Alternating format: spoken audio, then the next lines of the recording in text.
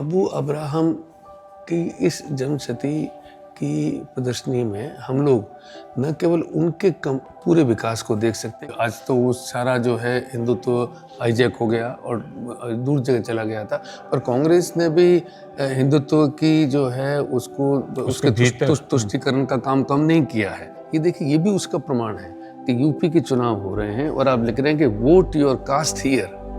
अब cast your vote here ये तो हम सुनते हैं, लेकिन थोड़ा सा करके और पूरा का पूरा मतलब एक बड़े कार्टून का सामान जो है वो उसमें निकला है इसमें से। ये जैसे मैंने पहले भी कहा कि जो भारत के हमारे जितने कार्टूनिस्ट हैं उनमें आपको ये विश्व दृष्टि इतनी व्यापक नहीं मिलेगी। नमस्कार ओम थानवी जी, ये बिल्कुल इत्तेफाक है कि आप दिल्ली आए हुए हैं और उसी वक्त अबू अब्राहम की जन्मशती के मौके पर उनके कार्टूनों की एक प्रतिनिधि प्रदर्शनी इंडिया इंटरनेशनल सेंटर में चल रही है। अबू अब्राहम से जैसा आपसे बात हो रही थी कि आपका एक रिश्ता अलग किस्म का है, क्योंकि आपने उस समाचार पत्र समूह में काम किया है जिससे अबू अब्राहम 2 दशक से ऊपर जुड़े हुए थे, इंडियन एक्सप्रेस समाचार समूह से। और अबू अब्राहम कई समाचार पत्रों से जुड़े रहे और स्वतंत्र रूप से भी उन्होंने काम किया, लेकिन अबू अब्राहम को एक पत्रकार के तौर पर और एक संपादक के तौर पर आप किस तरह याद करते हैं? देखिए, मैं उन खुश नसीब लोगों में हूँ जिनको दूसरी बार उनके कार्टूनों की प्रदर्शनी देखने का मौका मिला। जन्मशती पर एक बड़ी प्रदर्शनी है। इससे पहले लंदन में एक प्रदर्शनी हुई थी, ऑब्जर्वर और गार्डियन में वो काम करते थे, आपको पता ही है। तो लंदन का जो उनका काम था उसकी प्रदर्शनी देखी, लेकिन ये जो प्रदर्शनी है इसकी खूबी ये है कि जो काम भारत में और ख़ासकर इमरजेंसी के दौर में, तो अबू अब्राहम की इस जन्मशती की प्रदर्शनी में हम लोग न केवल उनके पूरे विकास को देख सकते हैं, क्योंकि ये बिल्कुल शुरू का काम, जब वो शुरुआत कर रहे हैं और अबू नहीं, कई जगह अब्राहम ही तब वो लिखा करते थे, ये उस वक्त का काम। बिल्कुल, ये अगर आप देखें तो अब्राहम पूरा नाम लिखना है, अब्राहम है। और जो कार्टून की शैली है, तब तक इस तरह के कार्टूनों की शैली का चलन था, वो भी जो है तरह तरह के प्रयोग कर रहे थे, आजमा रहे थे। ये भी जगह आप देखेंगे तो उस दौर में आपको और जो कार्टून बनाने वाले हैं उनकी शैली भी दिखाई देगी, जैसे मारियो मिरांडा बिल्कुल बनाया करते थे, उसमें भी हैं, समूह हैं और कंपोजिशंस हैं अलग अलग। तो ये जो विकास का पूरा सिलसिला है वो हमको यहीं पे पता चलता है कि किस तरह से एक कार्टून बनाने वाला अपना अपना व्यक्तित्व जो है वो रचता है। ये प्रदर्शनी इस बात की पूरी तरह से तायद करती है। इसकी खूबी मैं ये मानता हूँ कि विकास और उसके बाद में वो जो संघर्ष का दौर था, जो अबू अब्राहम ने देखा, मेरे ख्याल में और किसी कार्टूनिस्ट ने नहीं देखा होगा, खासकर जो इमरजेंसी जिसमें कार्टून सेंसर हुए। हालांकि बाद में वो कार्टून सेंसर नहीं भी हुए और बहुत सारे कार्टून, जैसे फखरुद्दीन अली अहमद वाला कार्टून जो बाद में हम देखेंगे, वो छपा भी था। इस तरह के बहुत सारे कार्टून बाद में छपे भी, लेकिन वो जो संघर्ष का दौर था, हर बार कार्टून बनाना और एक ठप्पा लगवा के वापस लेकर के आना कि ये नहीं छप सकता है, इससे कोई त्रासदी किसी अभिव्यक्ति का व्यक्ति, चाहे लेखक है, पत्रकार है या कार्टून बनाने वाला है, उसके जीवन में नहीं हो सकती। तो उसको इतना करीब से उन्होंने देखा। और जो राजनीति उस दौर की बहुत उथल पुथल की थी, क्योंकि जब वो भारत आए हैं 69 में, तब इंदिरा गांधी बनी थी प्रधानमंत्री, लाल बहादुर शास्त्री छोड़ के जा चुके थे हमको। तो उस दौर में जिस तरीके से इंदिरा गांधी के दौर में राजनीति हुई और उनको तानाशाह प्रकृति का भी माना गया, बाद में इमरजेंसी भी आई और उनके साथ में जो धोखे भी हुए, उनके नेताओं के साथ जो उनकी तकरार भी हुई, पूरा भारत की राजनीति का उस दौर का इतिहास हमको इस प्रदर्शनी के माध्यम से भी देखने को मिलता है। अगर हम थोड़ा पहले आ जाएं, क्योंकि उस पर हम लोग बात करेंगे जिस दौर की आपने बात की। अबू अब्राहम कार्टूनिस्ट के रूप में उनका निर्माण, उस निर्माण की शुरुआत एक तरह से स्वाधीनता आंदोलन के दौरान, क्योंकि 24 में उनका जन्म होता है और जैसे वे लिखते भी हैं, केरल में उनकी आरंभिक ज़िंदगी गुजरती है और बहुत गहराई से वे स्वाधीनता आंदोलन से जुड़ा हुआ महसूस करते हैं। वे इकट्ठा करते हैं तस्वीरें मोतीलाल नेहरू, जवाहरलाल नेहरू, सारे नेताओं की, महात्मा गांधी वगैरह सबकी, और गांधी आते हैं उनके यहाँ तो 2 लाख की भीड़ लगी हुई है। उन्होंने गांधी को देखा नहीं है, लेकिन वे सबको कुछ ऐसा भ्रम देते रहते हैं कि उन्होंने गांधी को देखा है और गांधी का वर्णन करते हैं। तो एक प्रकार से कार्टूनिस्ट का जो कीड़ा है वो उस वक्त से आता है जब आप लोगों में भ्रम पैदा करते हैं। और गांधी का दौर कहें या नेहरू का दौर कहें या शंकर का दौर कहें, शंकर्स वीकली जैसा इसमें लिखा भी हुआ है कि उन्होंने शंकर्स वीकली के साथ भी काम किया। और वे खुद लिखते हैं कि 46 में उन्होंने पत्रकारिता शुरू की। तो ये जो आरंभिक दौर है उनका, और उसके बाद वे इंग्लैंड चले जाते हैं और लंबे समय तक रहते हैं। और आप ये भी कह रहे थे कि इस दौर का, यानी इंग्लैंड में जो उन्होंने वक्त गुजारा यूरोप में, उसका बहुत गहरा असर उनके राजनीतिक समझ पर पड़ा। वो क्या था, वह अंतर्राष्ट्रीय समझ जिसकी आप बात कर रहे थे? देखिए, ये जो आपने आरंभिक दिनों की बात की और अभी पहले के कार्टून हम देखते हुए आए, तो उनके विकास का क्रम हम लोग देख रहे हैं। शंकर्स वीकली जो है उसने तो पूरा हमारे यहाँ पे कार्टूनों का एक कहना चाहिए कि मतलब जो नींव है बड़ी, वो उससे पड़ती है। और शंकर खुद बहुत बड़े कार्टूनिस्ट थे और उस दौर के अनेक कार्टूनिस्ट जो हैं वो शंकर्स वीकली में से जुड़े हैं। तो उनमें अबू भी शामिल थे। लेकिन जब वो लंदन चले जाते हैं तो लंदन जाने पर वहाँ पर उनको जो काम करना है वो काम शंकर्स वीकली जो भारत की राजनीति के बारे में कर रहा था, अब आपको वहाँ पे वो काम नहीं करना है। तो इसलिए उनका जो उनकी दृष्टि का जो फलक है, उनका पूरा जो विज़न है, उसका जो हॉराइजन है, वहाँ जाके बहुत विकसित होता है। इसलिए हम हमारे और उस दौर के जो कार्टूनिस्ट हैं उनमें इन विदेशी मामलों में, फ़िलिस्तीन का मामला आगे आप देखेंगे कि उसको लेकर भी उन्होंने कार्टून बनाए। उन्होंने न्यूक्लियर जो विस्फोट हुए, जो भी राजनीति जो है अमेरिका और रूस की और उसके बीच में यूरोप के देशों की, उन पे भी उन्होंने ढेर कार्टून बनाए। तो ये जो एक कहना चाहिए कि एक विश्व दृष्टि जो है वो उनको जो हासिल थी वो दूसरे लोगों में हमको नहीं दिखती। और वो उनको, चूँकि उनको ऑब्जर्वर और गार्डियन के लिए कार्टून बनाने थे, तो वो उनको वो काम करना था। लेकिन वो एक दृष्टि का फलक मैं मानता हूँ कि वहाँ रहने से उनकी एक बड़ी उपलब्धि रहा। और ये आप ठीक ही कह रहे थे, क्योंकि अगर हम इन कार्टूनों को देखें, I wonder what happened to the disarmament sub committee, और ये dangers of hydrogen bomb test, और ये सब सो रहे हैं, नींदे हैं, वर्ल्ड पॉलिटिशियंस। तो आप इसमें विश्व राजनीति को देख सकते हैं, और ये जो एक भेड़चाल है उसको आप देख सकते हैं बिल्कुल इनकी। तो पक्षधरता इससे भी बहुत स्पष्ट दिखलाई पड़ रही है उनकी, कि वे विश्व शांति के पक्ष में हैं और अणु बम या परमाणु बम के विरुद्ध हैं, जो जैसा आपने कहा। और इसने आगे चलकर उनकी राष्ट्रीय राजनीतिक चेतना में भी अपना योगदान किया होगा। पक्षधरता अपने आप में बुरी चीज़ नहीं है, पक्षपात बुरी चीज़ है। हाँ। नहीं, आप जब पक्ष लेते हैं किसी चीज़ का तो आप एक स्टैंड लेते हैं। तो किसी भी समझदार पत्रकार को एक स्टैंड लेना चाहिए। लोग बार बार पत्रकारिता में एक बात करते हैं, निष्पक्षता। मैं ये मानता हूँ कि निष्पक्षता का जो मूल्य है ना, ये भरमाने का काम करता है। आपको एक स्टैंड लेना चाहिए, लेकिन पक्षपात नहीं करना चाहिए। तो उनका स्टैंड किसी का भी, मेरे ख्याल में न्यूक्लियर मामलों में अगर आप हाइड्रोजन बम की बात करते हैं तो कौन समझदार व्यक्ति होगा जो उसके हक में बोलेगा? ये संभव नहीं है। तो अगर आप स्त्री पुरुषों की बात करते हैं, जेंडर इश्यूज़ की बात करते हैं, आप गरीबों का जो शोषण है, आप पाएंगे कि उनकी दृष्टि जो थी वो मजदूरों के हक में, गरीबों के हक में। एक बच्चा जो बोल रहा है और ललकार रहा है, वो एक प्रतीक है कि जो इनोसेंट लोग हैं वो लोग भी बोलते हैं। तो ये जो एक राजनीतिक जो समझ थी, इसलिए मैं ये मानता हूँ कि ये जो कार्टून जब हम देखते हैं, इन कार्टूनों में हमको एक जो राजनीतिक विजन मिलता है, वो आज के दौर में कई बार तो कार्टून लतीफ़ों के रूप में सामने आते हैं। कई बार पुराने जो लोग कार्टून बना के चले गए उनकी जुगाली करते हैं।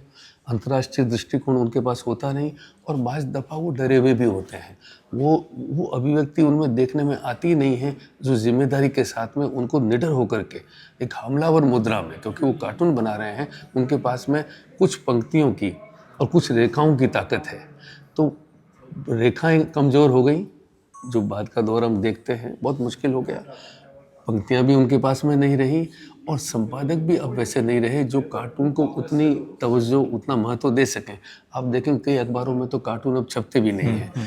ये जो हम जहाँ अभी आ गए, ये स्केचेस हैं। हाँ, तो वो चूंकि कलाकार भी थे, वो सिर्फ कार्टूनिस्ट नहीं थे। मेरा मानना है कि चूँकि बड़ा उनका व्यक्तित्व कार्टूनकार के रूप में स्थापित हुआ, लेकिन वो रेखांकन उनके जो हैं, जो हमारे दौर के कुछ और आप कार्टून बनाने वालों में देखेंगे, जैसे E.P. उन्नी हैं, बहुत अच्छे कार्टूनिस्ट हैं और बल्कि इस अबू अब्राहम की परंपरा में मैं उनको देखता हूँ, पर वो बहुत अच्छे रेखांकन करता भी हैं, कलाकार हैं। वो तो लिखते भी हैं, अबू भी लिखते रहे। तो ये आप देखेंगे कि ये उन्होंने जो बनाई, हुसैन का बनाया है, गांधी जी का है, नेहरू का, और कुछ लोगों के दस्तखत भी हैं। ये जो चे गेवारा का और फिदेल कास्त्रो का जो पोर्ट्रेट है, ये चे गेवारा का पोर्ट्रेट एक और भी है जो जानकी बता रही थी कि वो उनके पास में उनके संग्रह में रखा है, जिसमें चे ने साइन किए, दस्तखत किए। वो हवाना गए थे, क्यूबा जा कर के आए और वहाँ पे उन्होंने ये दोनों बनाए थे। इसमें तो फिदेल के साइन हैं, एक और चे गेवारा का है जिसमें उन्होंने चे गेवारा के दस्तखत उस पर करवाए हैं। इससे भी आप उनकी दृष्टि देख सकते हैं, क्योंकि जिस वक्त क्रांति हो रही थी और क्रांति के तुरंत बाद वहाँ पे गए हैं, अगर वो इस धारा के विरोध में होते तो वो इन लोगों के जाके पोर्ट्रेट नहीं बनाने वाले थे। तो मेरा मानना ये है कि एक राजनीतिक समझ उनकी इन रेखांकनों में भी दिखाई देती है, सिर्फ कार्टूनों में ही नहीं दिखाई देती। अब ये तो एक तरह से संसदीय राजनीति के दौर का है, जिसको और जैसा आपने कहा कि पक्ष होना चाहिए, पक्षधरता होनी चाहिए, लेकिन पक्षपात नहीं। तो यह कार्टून कम्युनिस्टों पर है। The only snag about Namboodiri plan is that his government will विदर away long before the class war comes. तो ये बहुत और ये भी जो कार्टून है कि हमारा ये जो मानसून सत्र होगा संसद का, इसमें जो है प्राइस राइज जो है उसका मुद्दा हावी रहेगा।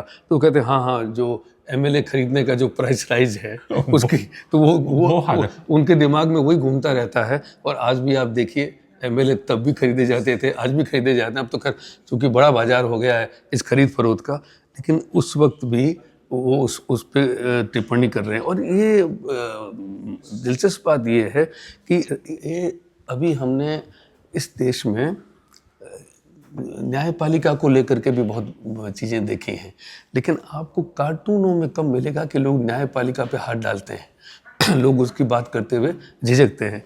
इस कार्टून में आप देखिए, your honour, the accused is innocent, he votes for the same party as you do, you know।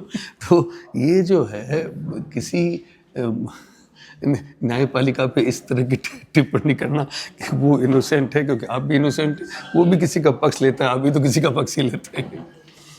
और ये एक बहुत पुरानी बीमारी जो हिंदुस्तान की है, हिंदुस्तानी राजनीति की, कम्युनलिज्म, सांप्रदायिकता। The honorable minister will leave no creature unturned and no platitude unexplored in combating communalism। तो यानी आप सिर्फ वाक चातुर्य से काम ले रहे हैं, लफाजी जिसको कहते हैं। और अब हम उस दौर की तरफ आ रहे हैं जो जिसको यहाँ लिखा भी गया है, सोशलिज्म, सेक्युलरिज्म, करिश्मा, जिसमें इंदिरा गांधी एक बहुत प्रमुख चरित्र के रूप में उभरती हैं। और इंदिरा गांधी कार्टूनिस्टों के लिए बहुत दिलचस्पी का विषय रही हैं। अबू अब्राहम के लिए ख़ासकर अगर उनके कोई केंद्रीय चरित्र कहें तो इंदिरा गांधी। तो ये यात्राएं और उस वक्त के जो दूसरे चरित्र थे वो कार्टूनिस्टों के लिए भी इंटरेस्टिंग थे, जैसे मोरारजी देसाई, कामराज, रामानंद रेड्डी, सत्यनारायण सिन्हा, आर.सी. चौहान, ये सारे लोग, जगजीवन राम। हाँ, और इंदिरा गांधी ये AICC में उन्होंने बनाया है, इस पर लिखा भी है AICC न्यू दिल्ली 74 में, इमरजेंसी से पहले का है, जिसमें वो अखबार पढ़ रही है। और ये बहुत प्रतीकात्मक है, क्योंकि अखबारों को अब आज के दौर में तो चूँकि अब अखबार और टेलीविज़न और सोशल मीडिया और काफ़ी बड़ा दायरा हो गया, लेकिन अखबार उस वक्त कितना डराते थे या राजनेता कितना जो है वो उनको लेकर के सावधान रहते थे, इस बात जो है कि एक अखबार इंदिरा गांधी पढ़ रही हैं, लेकिन उस अखबार का सिर्फ सन्नाटा दिखाई देता है आपको, तो आने वाले दिनों की पदचाप भी उसमें आपको सुनाई दे सकती है। और इनकी पूरी जो देह यष्टि है, इनसे उनकी पूरी व्यक्तित्व का भी पता चल जाता है। हाँ, जिस ढंग से बैठे हैं, ये उस दौर में इसी तरह से राजनीतिक जो बैठकें होती थी, वो गद्दे लगा करके बहुत सफ़ेद नीचे, शानदार सफ़ेद जग कपड़े पहन करके, और उसमें कुछ लोग नेता भाषण देते थे और बाकी इस तरीके से गद्दों पे बैठे बैठे ऊँघते रहते थे। और ये इंदिरा गांधी के उत्कर्ष का दौर है। और संघर्ष का भी, मतलब पार्टी के भीतर का जो संघर्ष था, इसमें आप देखेंगे कि भाई किस तरीके से उनको अपनी पार्टी के जो लोग हैं किस तरह से उनको लुभाना है या किस तरीके से उनके साथ में उनका है। जैसे निजलिंगप्पा के साथ में आप देखेंगे जो जब उनका ये चला, तो ये निजलिंगप्पा जो है उसको लेके बहुत सारे कार्टून आपको मिलेंगे। और इस सारे निजलिंगप्पा का अपना पक्ष जो है वो उनकी जीवनी में उन्होंने लिखा है। तो एक बड़ा और उस वक्त ये आज़ादी थी कि एक जो कांग्रेस का अध्यक्ष है और इंदिरा गांधी जो है वो उनके साथ एक तकरार चल रही है। अब वो चीज़ें इस किस्म की पार्टी के भीतर रही नहीं है, तकरार करने वाले लोग दूर कर दिए जाते हैं। उस वक्त पार्टी का अध्यक्ष चुना गया और उसके बाद पता चला कि अध्यक्ष वो किसी और को चाहती हैं और फिर तकरार शुरू होती है, खाई पैदा होती है। तो पार्टी में फिर भी एक लोकतंत्र की हलचल जो है वो दिखाई देती है। और जैसा आप कह रहे थे, इंदिरा गांधी के संघर्ष का भी दौर है, क्योंकि इंदिरा गांधी को यह सोच कर लाया गया था कि वो कुछ नहीं करेंगी, गूंगी गुड़िया रहेंगी और आदेश का पालन करेंगे। तो कांग्रेस इंडिकेट और सिंडिकेट का जो पूरा झगड़ा हुआ, और हाँ वो तो है ही नहीं, एक फूल दो माली जो है, हाँ, वो उसी ढंग से वो लोग तब उतना मतलब इंदिरा गांधी को प्रभावशाली नहीं मानते थे, जो बाद में खुद अपने आप को उन्होंने जताया और साबित भी किया। तो ये है इंदिरा गांधी के का दौर। और कांग्रेस की कल्चर भी, और कांग्रेस की पूरी तरह से कांग्रेस एक तरह से विषय है कार्टूनों का, जैसा आप तो उस वक्त पार्टियां देखिए, बाकी जिन पार्टियों की हम आज बात करते हैं वो तो बहुत ही छोटे छोटे दल थे। जो सबसे बड़ी एक हाथी जैसी उपस्थिति आप कह सकते हैं वो कांग्रेस की थी। लेकिन कांग्रेस में भी आप देखिए, अब ये हिंदुत्व के नाम पर अब आज तो वो सारा जो है हिंदुत्व हाईजैक हो गया और दूर जगह चला गया था। पर कांग्रेस ने भी हिंदुत्व की जो है उसको उसके तुष्टीकरण का काम कम नहीं किया है ना। तो आप ये देखिए कि उसकी झलक भी इसमें आपको दिखाई देती है। ये जो प्राइवेट व्यू है, ये पॉकेट कार्टून उनका जो होता था, तब मैं स्कूल में पढ़ता था और मैंने एक बार मेरे पिताजी को पूछा था, शॉर्टमैन और लॉन्ग, हाँ मेरे पिताजी को मैंने पूछा था, तो उन्होंने 2 नेताओं के नाम बताए थे कि शायद ये उन्होंने वहाँ से चुना होगा। पर बाद में मैंने जानकी से बात की और उनका कहना था कि नहीं, मतलब उन्होंने खुद लिखा है कि ये रिप्रेजेंट तो करते हैं कांग्रेस के नेताओं को, क्योंकि उस वक्त मैंने कहा कि कांग्रेस ही बड़ी पार्टी थी और केंद्र में भी थी, लेकिन किन्हीं खास नेताओं का चेहरा हो ऐसा नहीं था। और ये पॉकेट कार्टून, अब इन दिनों के जो आजकल पॉकेट कार्टून हम देखते हैं जो छिटपुट घटनाओं पर आपको मिलेंगे, ये इनमें भी आपको छोटे कार्टून है लेकिन बहुत गहरी राजनीतिक दृष्टि इनमें दिखाई देती है। और खासकर इसको देखें, केरला एंड्स लैंडलॉर्डिज्म, और इसमें नीचे this principle is fine, it's only the implementation that I am against. तो ये जो पूरी और ये अभी हमको बड़े दिखते हैं कार्टून, लेकिन ये वास्तव में इस आकार में छपने वाले कार्टून थे। तो उनको इतनी गंभीरता से कार्टूनिस्ट बनाए, शायद न भी बनाए, लेकिन उन्होंने उतनी ही गंभीरता से बनाए जितनी गंभीरता से उन्होंने बड़े कार्टून बनाए थे। अगर इन कार्टूनों को ध्यान से लोग देखें तो भारत का एक इतिहास भी दिखलाई पड़ता है। भारत में किस प्रकार के कदम सरकारें उठा रही थी और उनको कैसा प्रतिरोध का सामना करना पड़ रहा था, या उनमें ढोंग कितना ज़्यादा था।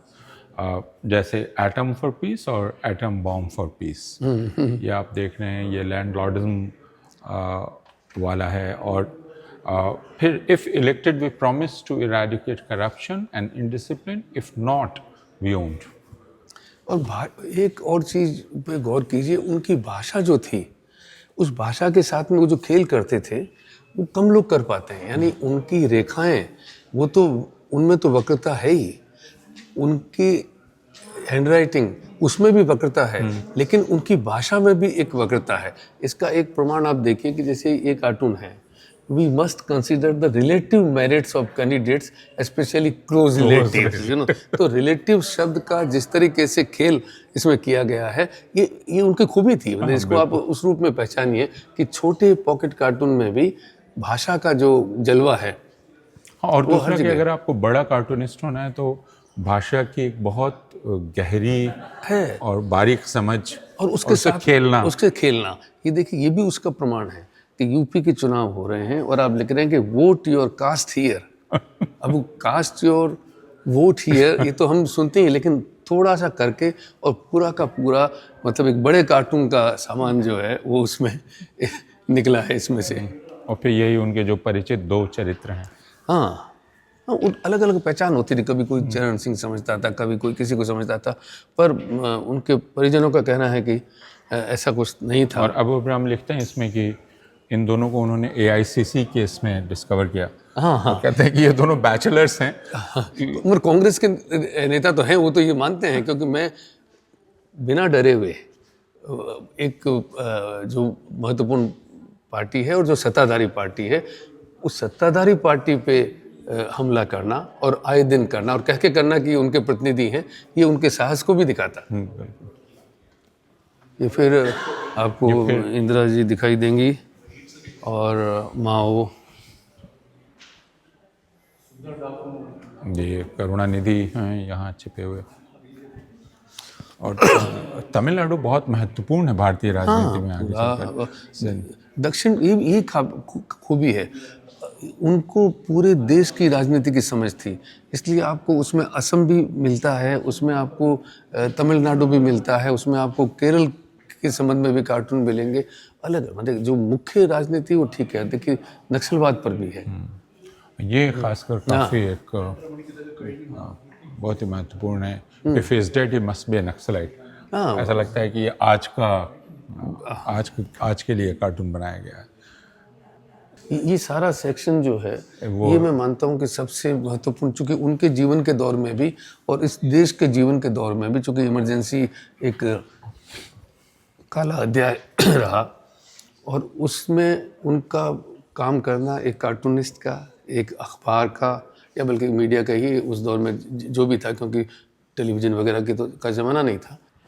अब ये देखिए, मतलब एडिटर्स को जो मैं कह रहा था कि उनको भी नहीं बख्शा है। What do you think of editors who are more loyal than the censor? You know? तो जो ऐसे संपादक भी थे, ये तो कार्टून फिर भी बनाते थे और संपादक जो है वो सेंसर को भेज रहे हैं, लेकिन बहुत सारे संपादक थे जो कहते थे कि आप मत बनाइए, और वहाँ से भेजे भी नहीं जाते थे। ये तो इसका प्रमाण है कि ये अपनी परीक्षा, सेंसर की परीक्षा अखबार ले रहा है, एडिटर की परीक्षा कार्टून बनाने वाला ले रहा है। लेकिन उसके बरक्स आपको ज़्यादा उदाहरण नहीं मिलते हैं कि दूसरे अखबारों ने भी ऐसा किया होगा, ये इन्हीं में मिलता है। लेकिन इसीलिए उन्होंने उन संपादकों पर टिप्पणी की है कि जो खुद सेंसर का काम करते हैं, जो आज बिना सेंसरशिप के भी करते हैं कई जगहों पे। और ये प्रकाशित नहीं होने दिया गया। ये बहुत दिलचस्प है। My train of thought has departed. Derailed, निकल चुकी है गाड़ी। और ये सबसे प्रसिद्ध कार्टून है उनका, सबसे प्रसिद्ध। मैं मानता हूँ कि अध्यादेश पर अध्यादेश इंदिरा गांधी जारी कर रही थी, तो राष्ट्रपति नहाते हुए कह रहे हैं कि भाई अब ये तो मैं करता हूँ, अब बचा हुआ हो तो मुझे नहाने दो, उसके बाद करूँगा। पर ये छपा था, क्योंकि उस वक्त तक, फिर बाद में पाया गया कि बहुत बदनामी हो रही है कार्टून भी अगर आप सेंसर कर रहे हैं, तो फिर उसके बाद में सेंसर को कार्टून न भेजने को कहा गया और सेंसर कार्टून होना बंद हो गए, तो ये कार्टून छप गए थे।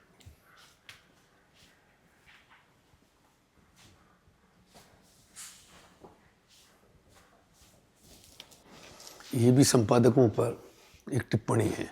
ये मामूली बात नहीं है कि एक कार्टूनिस्ट इतना हिम्मत वाला हो कि अपने ही बिरादरी के लोगों को न बख्शे। संपादक महोदय बैठे हुए हैं, द डेली पल्प अखबार का नाम भी उन्होंने अपनी कल्पना से जो भी रखा है। It's unfair to lift censorship suddenly, we should be given time to prepare our minds. क्योंकि अब तो दिमाग है ही नहीं। मतलब इसका इससे रिश्ता है कि हम अपना काम करना भूल चुके हैं। आप क्या कर रहे हैं? और ये तनाव जो हमेशा भारत की राजनीति में बना रहा है, केंद्रीयतावाद और संघीय चरित्र का, सेंट्रलिज्म और फेडरलिज्म, ये जो इंदिरा गांधी के समय भी ये प्रवृत्ति थी कि केंद्रीकरण की प्रवृत्ति, चंद्रशेखर भी ये दिखाई दे चंद्रशेखर रहे हैं हैं और वही एम जी रामचंद्रन हैं, ये सारे लोग हैं। ये बड़ा महत्वपूर्ण कार्टून है बिल्कुल, जिसमें अपने पिता को रिपोर्ट कार्ड पेश कर रहे हैं, बल्कि वो हिसाब ले रहे हैं और 20 साल का हिसाब जो है वो उनको। Excellent in foreign affairs, good in science, fair in mixed economics, weak in socialism, must concentrate on secularism. सोचिए, ये वही मैं कह रहा हूँ कि वो नेहरू जी के बहाने सही है, पर अबू जो है वो एक रिपोर्ट कार्ड आपके सामने पेश कर रहे हैं कि असल में उनको ज़्यादा सेकुलरिज्म पे जोर देने की ज़रूरत है। क्योंकि मैंने जैसे पहले कहा कि अभी जो हम भारतीय जनता पार्टी और उस तरह की सारी संकीर्णता देखते हैं, वो जब तक कांग्रेस में भी देखने को आई और उस पे टिप्पणी जो है वो की है। और यहाँ पर भी वो कह रहे हैं कि तुमको जो है ये सब तो तुम ये बहुत अच्छा काम है, बाकी सब ठीक है, लेकिन इस पर ध्यान आपको देने की ज़रूरत है। और ये एक बहुत ही विडम्बनापूर्ण कार्टून है, क्योंकि 1984 है और चुनाव वक्त इंदिरा गांधी मारी जाती हैं 84। लेकिन बिग ब्रदर उन्होंने आम आदमी को बनाया है, क्योंकि अब वोट देने के लिए वो आने वाला है। और ये देखिए 84 की बात है, 84 में बाद में चुनाव के पहले ही वो मारी गई। उनकी हत्या हो गई थी।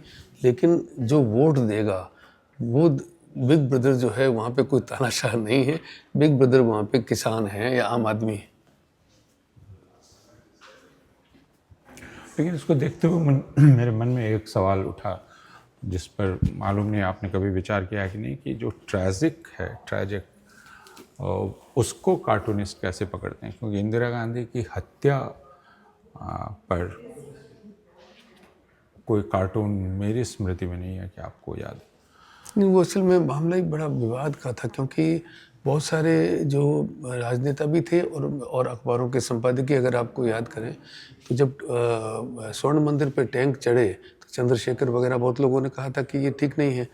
अब आप वहाँ पे हत्या को तो खैर कोई उचित तो ठहरा नहीं सकता है, लेकिन वो जो पंजाब की जो नीति थी, उस नीति को लेकर के भी बहुत लोग सहमत नहीं थे। तो उसमें मेरा मानना ये है कि कार्टून बनाने वाले इस मामले में किस चीज़ को रिडिक्यूल करें, किस चीज़ का पक्ष लें, शायद मेरे ख्याल में इस दुविधा को देख करके शायद, और हत्याओं पे या मृत्यु पर मेरे ख्याल में कार्टून नहीं बनाए गए हैं।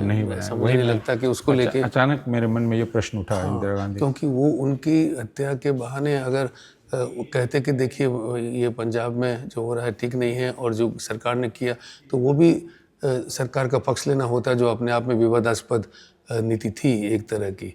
और जो आतंकवादी हैं, उन आतंकवादियों के बारे में तो बराबर उनको लेकर के तो कार्टून बने, लेकिन हत्या को जोड़ करके नहीं बने। मेरा मानना है कि ये कुछ सोच कर ही ये एक नया दौर है भारत का और भारतीय राजनीति का। राजीव गांधी का प्रवेश होता है, 21वीं शताब्दी शब्द राजीव गांधी के साथ बहुत जुड़ा हुआ था, तो वे ज़बरदस्ती 21वीं शताब्दी की तरफ घसीट रहे हैं भारत को। और एक तरह से ये सार्वजनिक क्षेत्रों का अंत भी है, क्योंकि वो कह रहे हैं कि कहाँ है सोने का अंडा, कहाँ है वो निकालो।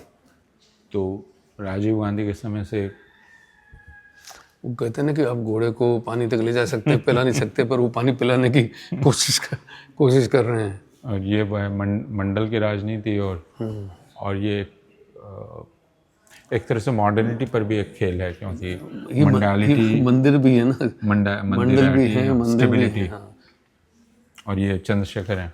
ideas invited. जो इनसे अनिश्चय में पड़े हुए हैं। वो इनसे पीठ किए हुए हैं।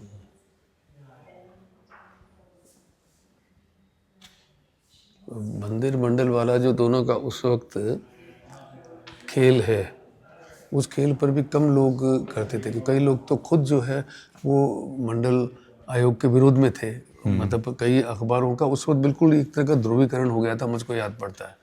तो बहुत उच्च वर्ग के लोग, ज़्यादातर तो संपादक वही होते हैं, तो उन्होंने उस मंडल आयोग जब आया, रिपोर्ट उसकी आई, तो वीपी सिंह भी खलनायक हो गए और एक अखबारों में भी एक किस्म से एक छोटापन कहना चाहिए संकीर्णता उसमें आई थी। और जो मंदिर वाला मामला है, उस मंदिर वाले मामले पर भी वही था, क्योंकि संपादकों में हिंदूवादी जो है ना, उनका धीमे धीमे करके यूँ छिपा के रखते थे कि उनका अपना हिंदुत्व का एक बोध है जो इस राजनीति के प्रति थोड़ा एक सहानुभूति रखता है। लेकिन बाद में मंडल के विरोध में और मंदिर के हक में मीडिया जो है उसने बहुत ही खराब, मेरा मानना है, भूमिका निभाई। और जो दबी छुपी जो एक सहानुभूति थी और जो विरोध था मंडल के प्रति, वो खुल करके भी सामने आया। अब ये जो मंदिर मामला आडवाणी ने जब उठाया, तो ये कार्टून जो है बड़ा उस ज़माने में काफ़ी चर्चित भी हुआ था। और वो गूंज जो है अयोध्या, हाँ, एक उसकी पुकार उठा रहे हैं। और उसके बाद ये भी, इसमें भी आडवाणी है, the story of my experiments with त्रिशूल। तो ये असल में हिंसा की राजनीति का, ये उस हिंसा की राजनीति के कहना चाहिए कि जो वास्तुकार है, ठीक है, उसका जो फल है वो बाद में किन लोगों ने चखा वो अलग कहानी है। लेकिन ये देखिए कि इसमें अटल बिहारी वाजपेयी और आडवाणी, ये सारी राजनीति उस दौर की इन लोगों ने, उसमें जो आज जो उसका सुख भोग रहे हैं वो लोग कहीं नहीं थे उस दौर में। लेकिन जो दौर उस दौर पे सीधा सीधा टीका करना, वो काम भी कर रहे थे। और इससे भी हमको अबू की जो एक सेक्युलर जो समझ है उसका आपको अंदाज़ा मिलता है। और ये फ़िलिस्तीन जिस कार्टून की आप बात कर रहे थे, हाँ, कि मतलब गांधी का जो विचार है, क्योंकि आज भी वहाँ पे उतनी ज़रूरत है, बल्कि आज तो जितनी ज़रूरत है उस वक्त नहीं थी, लेकिन उस वक्त भी सारे संघर्ष को गांधी बचा सकते हैं, ऐसा उन्होंने, ये एक बड़ी बात थी। क्योंकि यहाँ ये कार्टून यहाँ भारत में बना रहे हैं और फ़िलिस्तीन के मामले में साफ साफ जो है वो गांधी को लेके जा रहे हैं। इजराइल का पक्ष नहीं ले रहे हैं, वो फ़िलिस्तीन का पक्ष ले रहे हैं। इसलिए भी कि गांधी ने खुद इजराइल वादियों को यह कहा था कि वो पाप कर रहे हैं, हाँ, वहाँ इजराइल बनाकर। पर उनकी ज़रूरत वहाँ पे है कि अच्छा ठीक है तो फिर आप आइए। वो जो बच्चे वाला फ़ोटो है उनके पोते का, उसके आधार पे, और एक तरह से गांधी की परीक्षा भी है। वो कहते हैं कि आपकी परीक्षा, हाँ वो तो है, का आखिरी जो मैदान होगा वो फ़िलिस्तीन होगा। ज़रूरत हर बार है, हर जगह, हर दौर में है, और परीक्षा भी हर दौर में है। लेकिन कार्टून में उसकी अभिव्यक्ति महत्वपूर्ण है। ये सब कुछ विदेशी हाँ, ये फिर वही इजराइल और फ़िलिस्तीन है।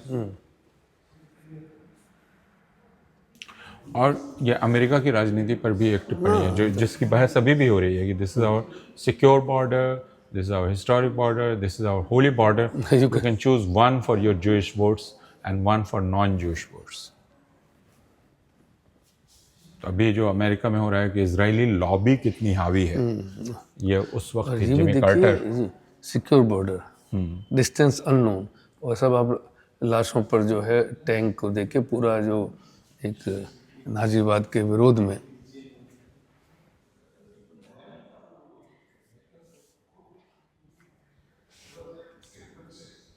ये सब अंतर्राष्ट्रीय, ये सारा कुछ, हाँ, और एक तरह से शांति के पक्ष में, क्योंकि ये जो है our bombs are environmentally friendly, they only kill people, चिड़ियों को नहीं मारते हैं।